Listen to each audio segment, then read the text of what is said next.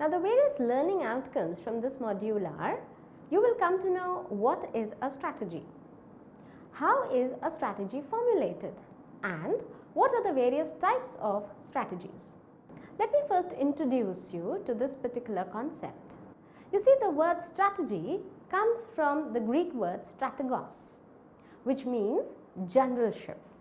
Hence, it is associated with war and military. In war, it means the action taken by the general in response to the action taken by the enemies. In management, Chandler gave a more comprehensive definition of the word strategy. According to him, strategy is the determination of the goals and objectives of the enterprise and the allocation of resources and necessary actions taken to accomplish those goals and objectives. Now we shall be discussing the strategy formulation, that is, how strategies are formed and what are the various types of strategies, as it is very important for an entrepreneur to adopt the right kind of strategy to run his business venture successfully. Now we will talk about strategy formulation. Under strategy formulation, the first thing which comes is the organizational mission, vision and objectives. In any organization, the very first step in strategy formulation is to first decide about its mission, vision and objectives. Now let us talk about each one of them one by one. First we will talk about mission. According to Peter Drucker, mission is the purpose for which the organization has come into existence and the image which the organization seeks to project to the world. According to Pierce and Robinson, mission is the fundamental unique purpose that sets a company apart from other firms and identifies the scope of its operations. An organization's mission is used as a guideline by managers to take appropriate decisions. Now let's talk about vision. Vision is the imagination of the organization of its future events. It is the organization's projection about where it should go and what challenges lie ahead of it. And the third is the objectives. Objectives are the end result that an organization strives for. They are scheduled for attaining during a planned period of time. The second step under formulation is environmental scanning. For a business venture to succeed in a volatile and dynamic environment, it is very important that it has a sound and a good knowledge about its environment. Environmental scanning is also known as environmental appraisal. It is the overall analysis of the business organization of its external environment. Usually, the following two processes are followed by a business organization to do its environmental scanning. The first is that the business organization monitors the various environmental factors like the competitors, customers, market, climate, legal rules, economy, ecology, technology and other various things. The second is, after monitoring the environmental factors, the business organization identifies the various opportunities and threats that the organization is facing. You see, environmental scanning is a continuous process which an organization has to keep on doing in order to survive. It has to keep updating itself about the threats and opportunities it is facing, as they do not remain a threat or an opportunity forever. They keep changing with time and circumstances. The third step in strategy formulation is industry and competition analysis. Industry may be defined as a group of firms or organizations that provide similar product or services. For example, the pharmaceutical industry. In a pharmaceutical industry, each firm manufactures and supplies medicines. Hence, for an organization to remain in business, it is very important that it analyzes its industry. This it can do by analyzing its competitors. Michael Porter, a professor at Harvard Business School, has laid down an analytical framework called the 5 forces model of competition to analyze the competitive environment of a business organization. So now let's look into the 5 forces of competition. In the 5 forces model of competition, the business organization has to study and analyze the following 5 forces. The first one, the degree of rivalry among the competitors. More firms in an industry mean more intense competition and rivalry among them. All firms have same objective of increasing their market share and sales. Hence, they compete against each other. Hence, more firms mean more rivalry and fewer firms mean less rivalry. The second, the threats of entry of new competitors. In a profitable industry, for the existing firms, there is always a threat of new firms entering the industry. If the barriers to industry are strong, then there is less likelihood for new firms to enter the industry. But if the barriers to entry are weak, then there is strong likelihood for new firms to enter the industry. Now let's look into the third 5 forces given by Porter. The third one is the substitute products. The availability of product substitutes offered by firms in other industry limits the growth of an industry. The growth of an industry will not be hampered if there are no close substitutes being offered by firms in other industry. The fourth is the degree of bargaining power of the seller or the supplier of raw material. When there are large sellers or the raw material is not available in the open market, then the bargaining power of the supplier becomes very strong. Suppliers have a weak bargaining position when there is a large number of suppliers or the raw material is easily available in the open market or when there are substitutes available in the market. The fifth is the degree of bargaining power of the buyer, that is the consumer of the product or the service. Buyers who buy frequently and in bulk or in large quantities have a better bargaining power than buyers who buy infrequently and in small quantities. According to Porter, there are 6 barriers to industry. So let's look into each one of them. The first is the economies of scale. Economies of scale enjoyed by existing firms will pose barrier to new entrants due to their cost advantage. They will have to start at a large scale in order to enjoy economies of scale. The second barrier is product differentiation. Product differentiation or brand loyalty for existing firms will pose a barrier for new entrants as they will have to spend heavily on advertisement to overcome customer loyalty. The third is the large capital requirement. Large capital requirement for new entrants to enter the industry is a strong barrier. This will restrict firms that have insufficient capital or to enter the industry. The fourth is the cost advantage. Cost advantage enjoyed by existing firms due to its long experience in the industry, proprietary technology or access to best source of raw material will pose strong barriers to new entrants from entering the industry. For example, it was quite difficult for a new car manufacturer to compete with the price of Maruti's entry-level car, that was Maruti 800. The fifth barrier is the limited or absence of distribution channels. Absence of distribution channels may make entry of new firms in the industry quite difficult.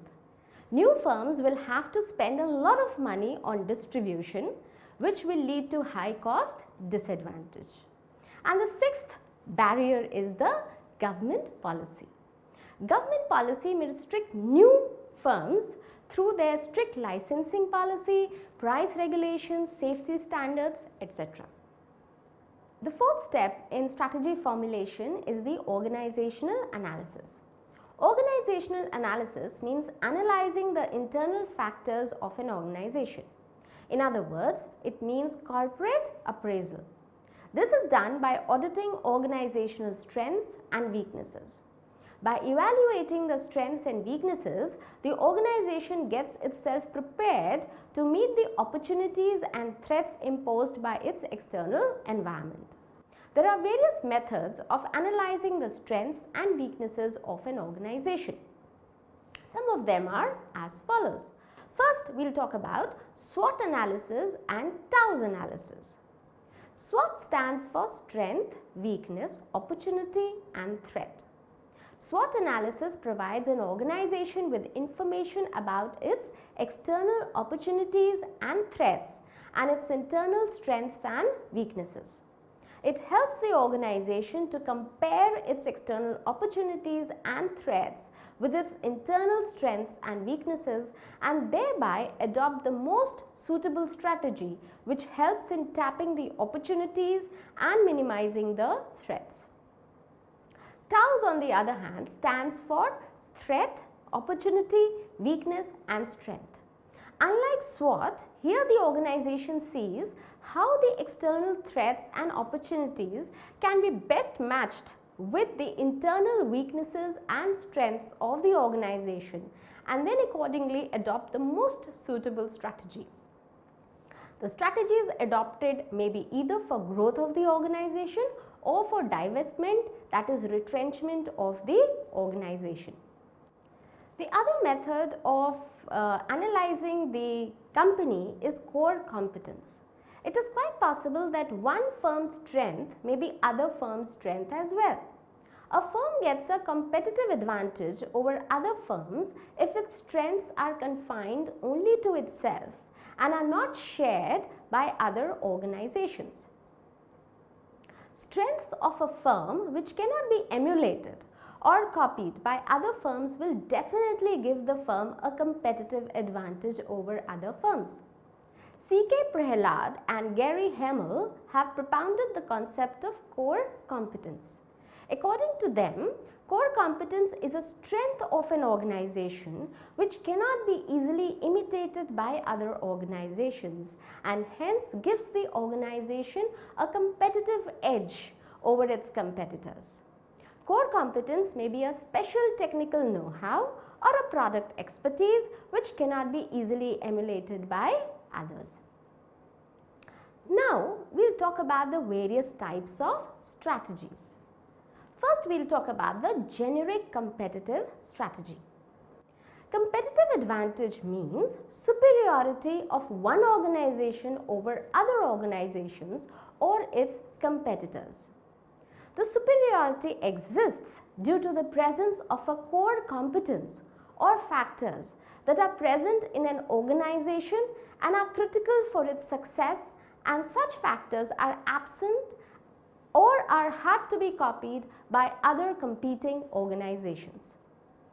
Hence, organizations world over try to adopt strategies that give them competitive advantage over their competitors. According to Michael Porter, there are 5 types of competitive strategies that organizations may follow to get competitive advantage. These are, the first one is the low cost provider strategy. In this type of strategy, the firm follows an overall low cost leadership strategy. Compared to its competitors, the firm charges the lowest price for its product or service in the market. For example, in comparison to other airlines like Air India and Jet, Indigo charges the lowest airfare from its passengers. The second, which Michael Porter has mentioned, is the differentiation strategy. Here, the firm tries to differentiate its product or service from that of its rivals or competitors. They differentiate the product in terms of its features, technology, packaging, marketing, etc. The differentiated products and services are often sold at high prices to the buyers. For example, Body Shop, a company that provides beauty products, has a wide range of products which are priced quite high in the market. The company has differentiated itself from other companies by advocating animal welfare. It does not use animals or indulge in any kind of unethical treatment of animals in manufacturing its products. The third is the best cost provider strategy. In this type of strategy, the firm assures the customer value for money spent on buying the goods or services. The motive of the firm is to charge lowest price for a product with certain attributes which are also present in similar products being sold by the competitors. Hotels often use this strategy. They promise their customers value for money by offering them a package like a holiday package which include accommodation, food, sightseeing, transportation, etc. at a price which is quite low compared to the price offered by the competitors for similar attributes. The fourth is the focused or market niche strategy based on lower cost. In this strategy, the firm targets a narrow or a concentrated segment of buyers and sells them the product at the lowest cost. For example, Nirma targets the low-income group consumers and sells them washing powder at a low price.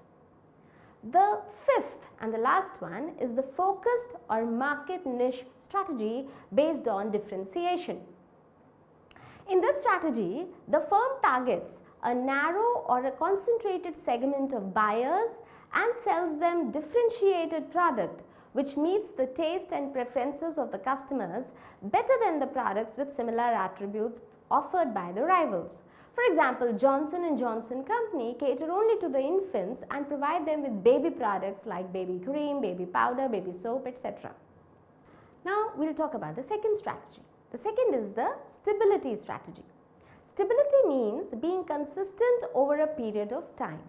Stability strategy is used by organizations when they want to maintain the present course over a period of time. They concentrate the organizational resources in the present endeavor and continue doing it over a period of time. The main aim of following this strategy is to maintain steadiness in business by ensuring stable growth in its operations. The third strategy is the growth strategy. Growth strategy is adopted by an organization when it wants to go higher and achieve higher objectives, much higher than its past achievement. There are 4 types of growth strategies that are adopted by organizations. Each one of them we'll discuss now. The first is called the internal growth strategy. This is also called concentric expansion strategy, where growth is done by expanding the present line of business. This can be done by any of the following strategies. First, market penetration. In market penetration, the organization tries to increase the market share by capturing the market and increasing the sale of its existing goods and services. For example, Coke and Pepsi normally follow this strategy. They use this strategy to capture the market and increase their sale. The second is market development. In market development, the organization aims to capture new markets, either geographically or demographically. For example, Airtel, a mobile service provider, has very well tapped the rural market of India. Rural market was once an unexplored market for mobile service providers in India. The next strategy is product development.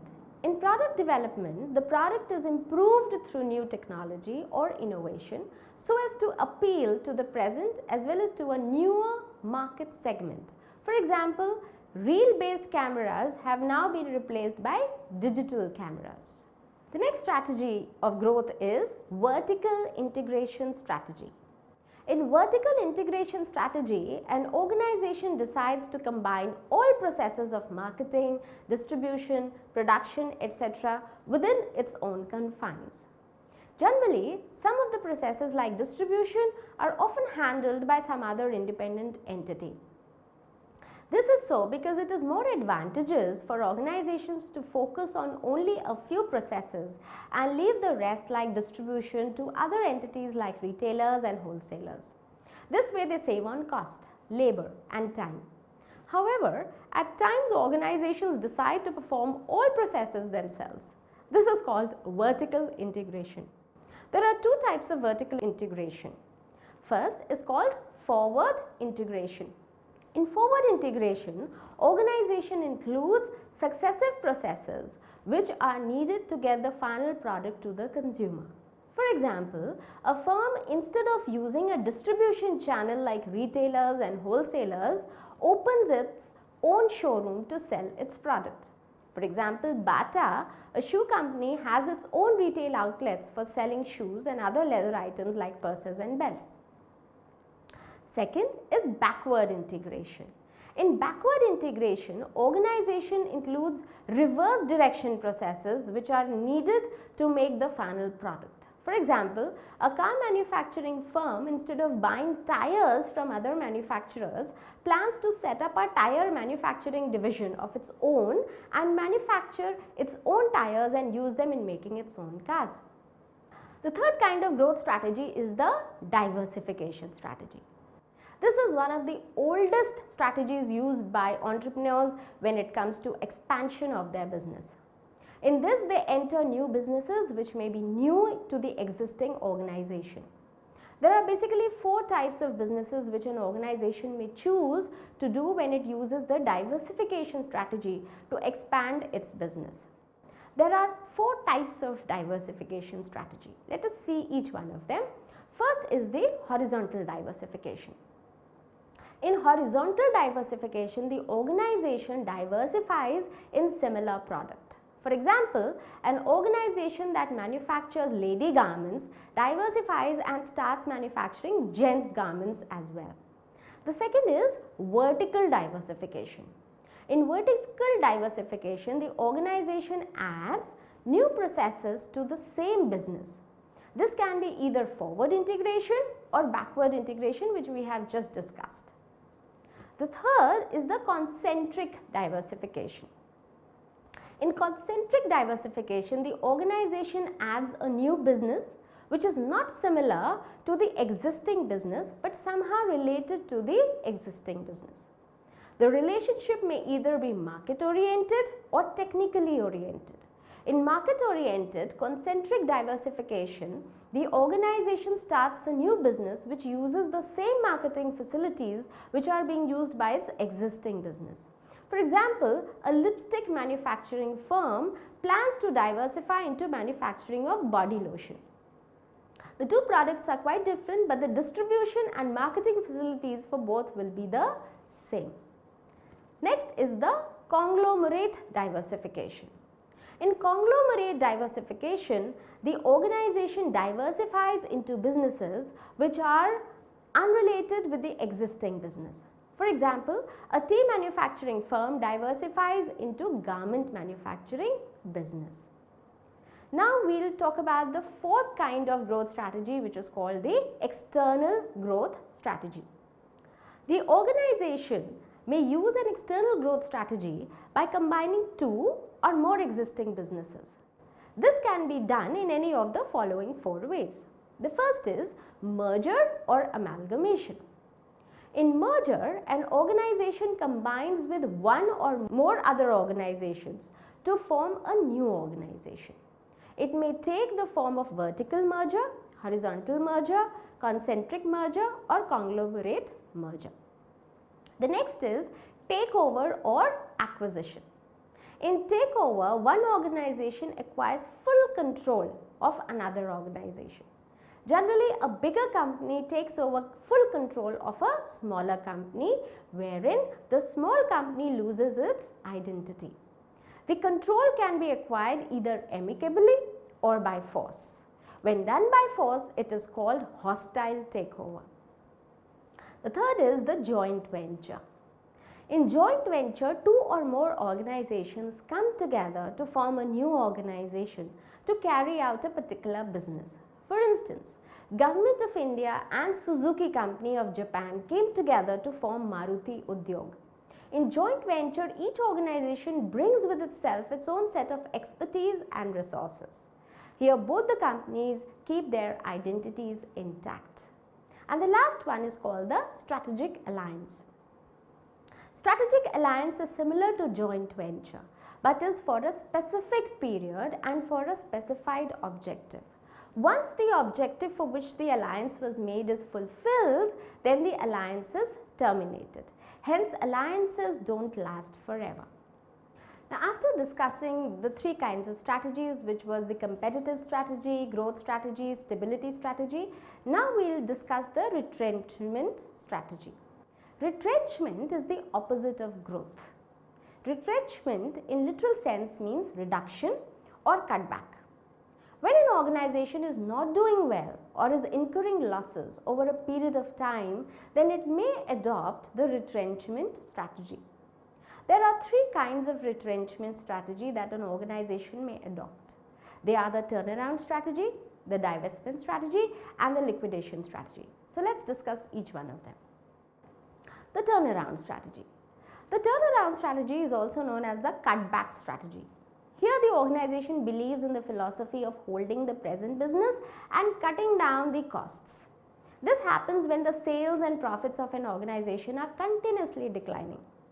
The second is the divestment strategy. This strategy is adopted by an organization when the turnaround strategy cannot make the business operations any better. Hence, the only option left with the organization is to stop such business operations. The strategy adopted to get out of such businesses and sell them off is called the divestment strategy. Here only a division or a part of the business which is making loss is sold off or shut down. The third and the last one is called the liquidation strategy.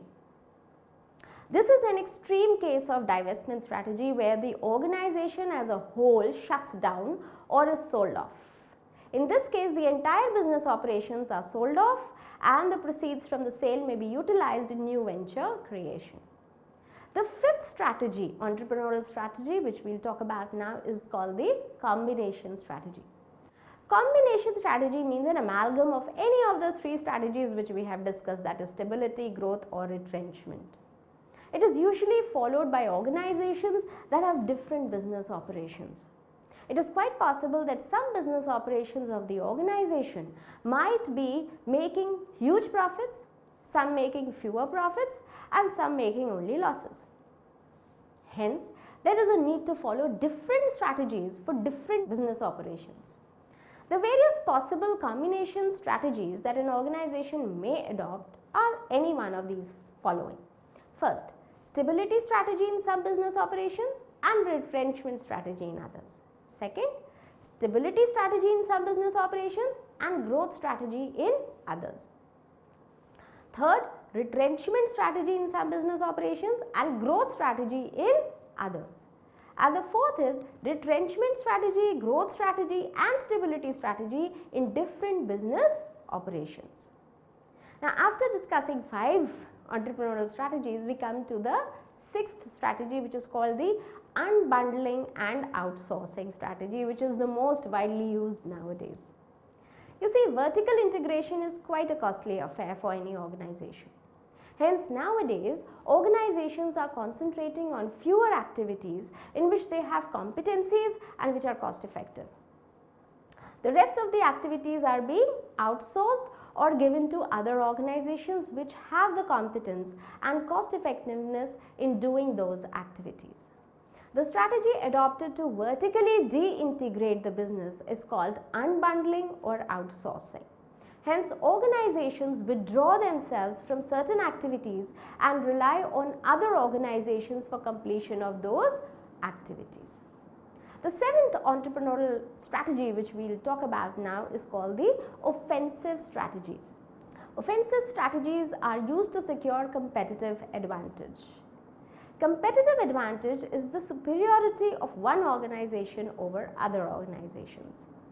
This superiority exists due to the presence of a core competence or factors that is absent and is hard to be copied by other competing organizations. But the question is how an organization gets a competitive advantage. It can do so by employing an offensive strategy. In an offensive strategy, the organization makes such moves or initiatives that yield the organization a cost advantage, a differentiated advantage or a resource advantage. The eighth strategy under the entrepreneurial strategies which we have been doing till now is called the defensive strategy. Defensive strategy is done to protect competitive advantage. Unlike offensive strategy, in defensive strategy, the organization makes such moves and initiatives that help it to protect its competitive advantage. It is quite possible that competitors and rivals use offensive strategies against the organization. In such a situation, the organization takes measures to save itself from such offenses. By adopting defensive strategy, the organization lowers the risk of being attacked by the competitors, or if attacked, then mitigates or weakens the impact of such an attack. And the last strategy which we are going to talk about is called the first mover advantage strategy. Exploring a new market or a new product for the very first time can be quite advantageous, as there are no rivals or competitors. Hence, it gives an organization a competitive advantage over others. Of course, the first mover advantage doesn't remain for a very long time, as very soon other organizations enter the field and pose as competitors. So here we come to the end of the module, and I'm sure you all have understood that to become a successful entrepreneur, it is very, very important that he or she uses the right kind of strategy. And we have seen how the strategy is formulated, we have seen the various types of strategy, and what particular strategy is best suited for a particular circumstance or a situation.